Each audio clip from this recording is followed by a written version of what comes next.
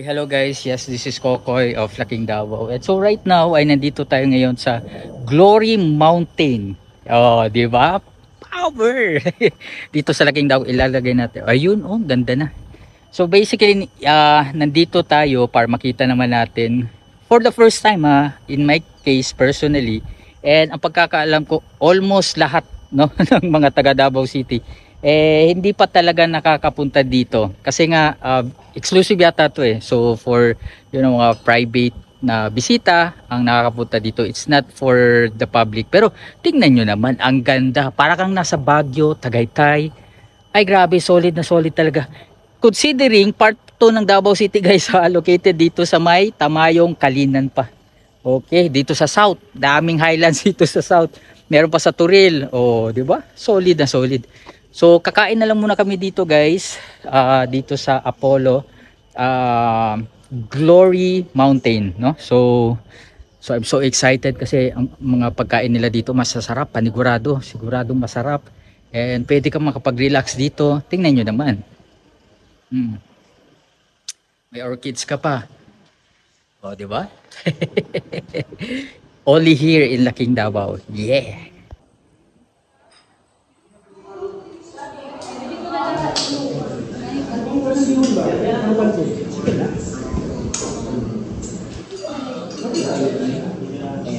So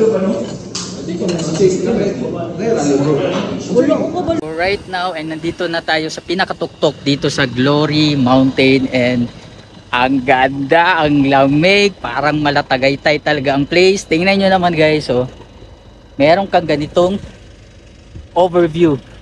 So basically ito guys, ayun yan na po yung Davao City. Yan. And I think Kalinan na part na ito. So makikita mo yung whole Davao City, and meron kang garden dito. So ang ganda ng place to be fair. Tapos ang ganda ng weather. Ay grabe, very relaxing.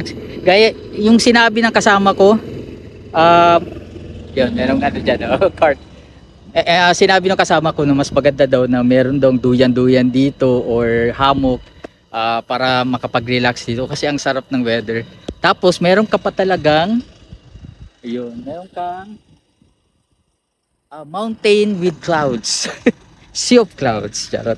So kanina medyo highlighted yung ito, yan na po yung Davao City, and it's very nice. This place is very nice.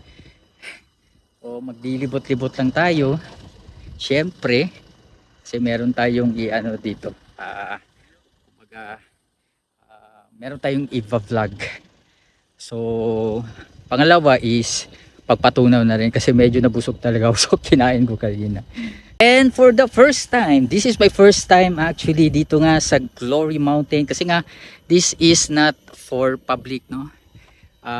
Siya, kumbaga private property siya, hindi siya para sa lahat talaga. So ngayon lang tayo nakapunta dito, but before pandemic pa, gusto ko na talagang makapunta dito. Sinearch ko kung ano ba yung magkanong entrance. Yun pala, hindi pala siya open for public. Kumbaga exclusive lang siya. So ngayon na nakapunta na tayo 2025, very privileged tayo at nagpapasalamat tayo kay Pastor Apollo Kibuloy at binigyan tayo ng chance na makavisit sa kanyang napakaganda garden. Tingnan nyo naman. Yay!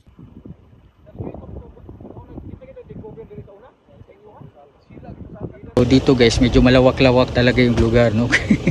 So ito, another spot na naman. So ikatlong spot namin dito. And here, gagawa kami ng shoot, no? For interview kung regarding this place. And syempre, para makita na rin yung mga garden na design dito sa Glory Mountain.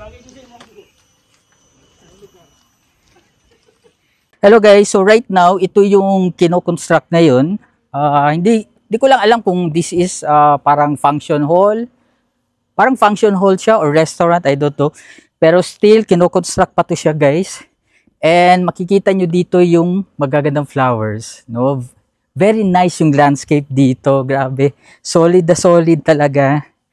And as you can see, meron bang dito, mga construction construction materials kasi nga kinoconstruct pa to. Under renovation pa to siya. Renovation. Okay, makikita nyo another garden. Ang lawak ng garden. Tingnan nyo naman, puro garden. San ka pa? Grabe, solid na solid. Wow. Tingnan nyo naman. Grabe, ang ganda ng lugar. Para kang nasa paradise. Yes. And makikita nyo guys dito. So meron siyang ano dito, mini bridge. And I think kapag natapos na to, merong ano dito, parang river.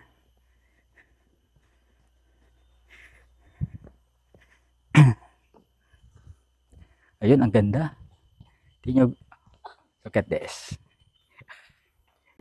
And akala nyo, nakita nyo na lahat, aba tingnan nyo naman kung gaano kalawak yung garden dito. Pakita mo from there hanggang papunta dito. Ay grabe, garden na garden. Para ka talagang nasa Europe kapag nandito ka. Tapos maganda pa yung weather. Perfect na perfect talaga to.